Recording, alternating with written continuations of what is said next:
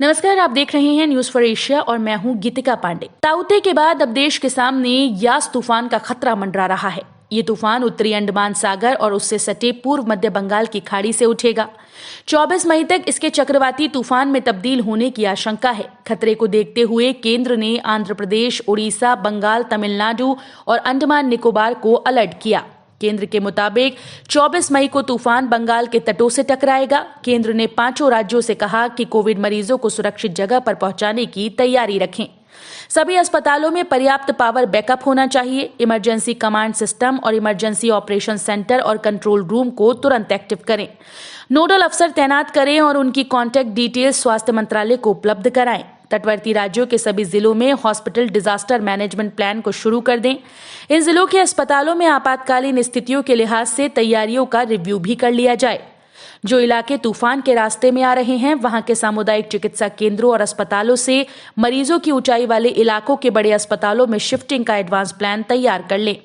Covid management के लिए निगरानी यूनिट स्वास्थ्य टीमों को भी महामारी के अलावा डेंगू, मलेरिया, सर्दी, खांसी, चेचक जैसी बीमारियों के लिए तैयार रहने को कहें। तूफान प्रभावित इलाकों में सभी स्वास्थ्य केंद्रों और अस्पतालों में इनमें कोविड सेंटर्स भी शामिल हैं। पर्याप्त मैन पावर होनी चाहिए। ये सभी केंद्र पूरी तरह से फंक्शनल होने चाहिए। मैन पावर की कमी को प्रभावित न होने वाले जिलों से पूरा कर लिया जाए। प्रभावित इलाकों के अस्पतालों, लैब और vaccine cold chain, oxygen production unit और दूसरी सपोर्टिव मेडिकल फैसिलिटीज में पर्याप्त पावर बैकअप हो। इसके अलावा इन अस्पतालों में बिजली, पानी और ईंधन की भी पर्याप्त आपूर्ति सुनिश्चित की जाए। तेज हवाओं और भारी बारिश के कारण आवागमन प्रभावित हो सकता है। इमरजेंसी को ध्यान में रखते हुए जरूरी दवाओं का स्टॉक पहले से जमा कर लें। ORS, chlorine tablet, bleaching powder और कोरोना के इलाज में लगने वाले दूसरे ड्रग की व्यवस्था कर ली जाए। कोविड और नॉन कोविड दोनों तरह के अस्पतालों के लिए यह कदम जरूरी है।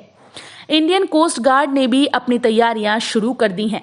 हवाई यूनिट, जहाजों, एम्बुलेंस और डॉक्टर्स की टीम को स्टैंड बाय कर रखा है। यहाँ के तटीय इलाकों और समुद्र में मछली पकड़ने पर भी रोक लगा दी गई। मछुआरों को पास के बंदरगाह पर लौटने के लगातार निर्देश दिए जा रहे हैं। ICG की तरफ से आसपास के सभी राज्यों और केंद्र शासित प्रदेशों से बंदरगाहों पर मौजूद लोगों की जानकारी रखने की अपील की गई है। ICG के प्रवक्ता के मुताबिक बंगाल की खाड़ी में मौसम पर लगातार निगरानी रखी जा रही है। तमिलनाडु, पुडुचेरी, आंध्र प्रदेश, ओडिशा, पश्चिम बंगाल के अलावा अंडमान और निकोबार द्वीपों में ICG remote operating station ROS की मदद से अलर्ट भेजे जा रहे हैं।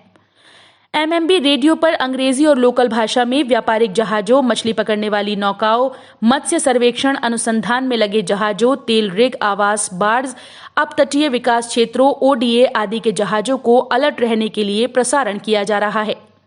इसके अलावा जहाजों को लंगरगाह में आश्रय देने और आवश्यक सुरक्षा उपाय करने की सलाह दी गई।